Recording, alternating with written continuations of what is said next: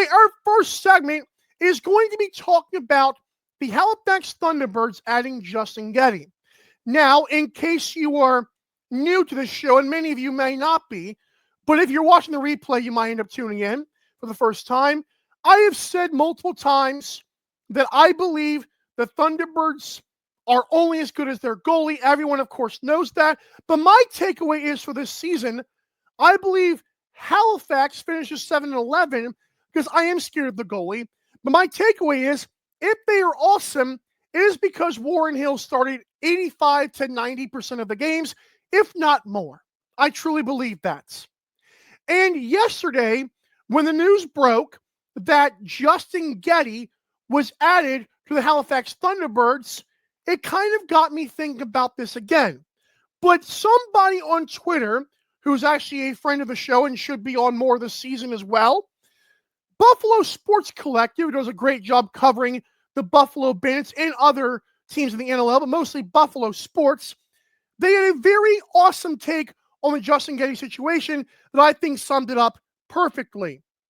It was, you put the pressure on Drew Hutchison and Warren Hill by bringing in Justin Geddie, a new goalie in the system that now wants both of your jobs. Now, if it were up to me, and obviously things have to play out, but I'll put it this way, if I were to predict things, I think Warren Hill's the starter. I think Hutchison is the backup. And if Geddie, I'm not saying is lucky, but he hopes to stay on the practice squad. Now, the Hutchison and Geddie dynamic is interesting. Hutchison's 27, Geddie's only 24. But there are a few things, and again, I'm not saying Geddie cannot be really good one day, because we know sometimes NLL goalies might take a little bit longer to develop. And that's fine, because he might be great one day. But Justin Geddie is already on his fourth team at 24 years old. Hutchison has only been on Halifax. I think that does matter. Now, I know circumstances apply, but I think that makes you wonder if Hutchison is a more consistent steed in the stable. Now, as for Hutchison, I have seen that guy come in, and I've been on record saying he was flat out playing better than Warren Hill. Now, Warren Hill is so good at Six Nations, and I'm not saying that as a knock. I'm saying he is really good at Six Nations, and so he has a pedigree. And then for him to sometimes be benched in Halifax and Hutchison to do better is interesting. But you also could look at it this way. Is that just a backup quarterback getting a spark? If you've been following basketball this year, is that just the Atlanta Hawks for like 10 games playing better without Trae Young, when long-term it's not going to be like that? I don't know. But I do love the signing of Justin Geddie. I think it provides him a possible valuable role as a backup if he can leapfrog Hutchison.